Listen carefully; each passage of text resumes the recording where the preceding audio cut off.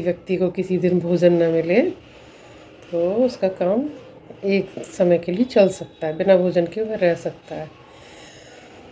और अगर उसे पीने के लिए पानी ना मिले तो वो अपना 1 घंटा व्यतीत कर सकता है बिना जल के। लेकिन अगर उसके मन के में शांति ना हो तो वह अपना 1 मिनट भी व्यतीत नहीं कर सकता।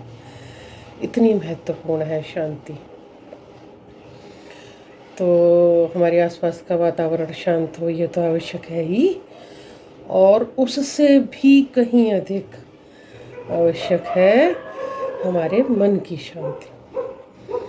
यानी जब हमारा मन शांत होगा तो हमारे आसपास चाहे कितनी भी उछल कूद हो, हलचल हो और नापसंदगी का वातावरण हो, पर हमें उससे कोई फ़र्क नहीं पड़ेगा।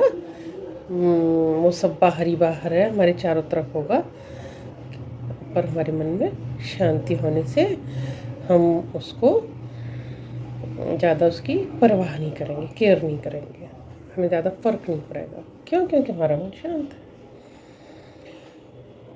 और अपने आसपास चाहे कितना भी अच्छा सुखद वातावरण हो, परिस्थितियाँ सब कुछ अनुकूल हों और मनोरंजन के साधन हों, लोग हंसी खुशी रह रहे हों, लेकिन मन में अशांति है तो फिर वो सब व्यर्थ हो जाते हैं।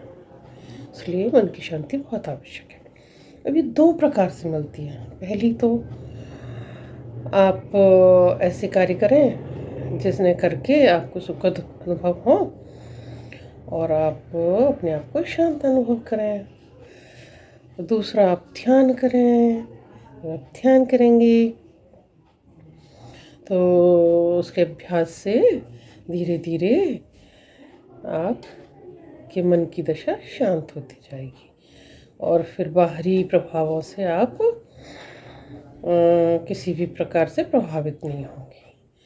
एक तीसरा तरीका और है, हमने 2 कहे लेकिन एक तीसरा तरीका और है संगीत के द्वारा शांति प्राप्त करने का।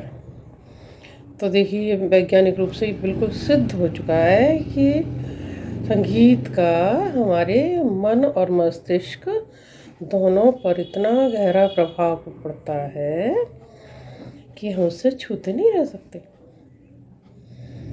और मॉडर्न मेडिकल साइंस में तो म्यूज़िक थेरेपी भी होती है। जो लोग किसी भी तरीके से मानसिक अशांति को प्राप्त हो गए हैं, उनका इलाज चल रहा है, उनको डॉक्टर्स संगीत के माध्यम से उनका इलाज करते हैं।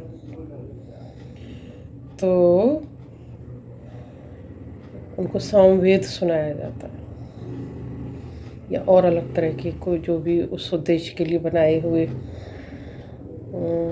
संगीत रचनाएं हैं, उस उद्देश्य के लिए बनाई गई, वो उनको सुनाई जाती हैं।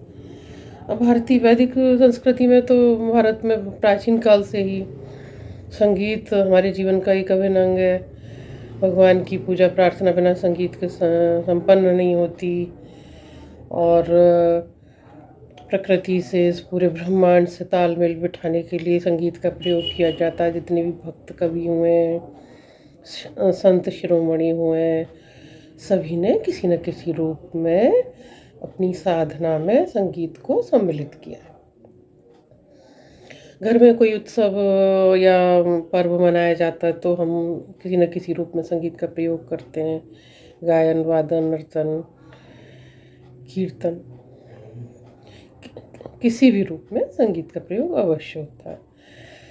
तो जिसकी जैसी रुचि हो, अगर किसी की गायन में रुचि है तो गायन के माध्यम से मन की शांति को प्राप्त करें, और किसी को वाद्य यंत्रों से शांति मिलती है उनको सुनकर या बजाकर, तो उनके माध्यम से शांति प्राप्त कर सकता है। तो आप किसी भी रूप में संगीत को अपने जीवन में सम्मिलित करें, आपको शांति प्राप्त होगी ही, उल्लास का अनुभव होगा। जो विचारों में जो बहुत अधिक उतार चढ़ाव है वो धीरे धीरे अपने आप शांत हो जाएगा।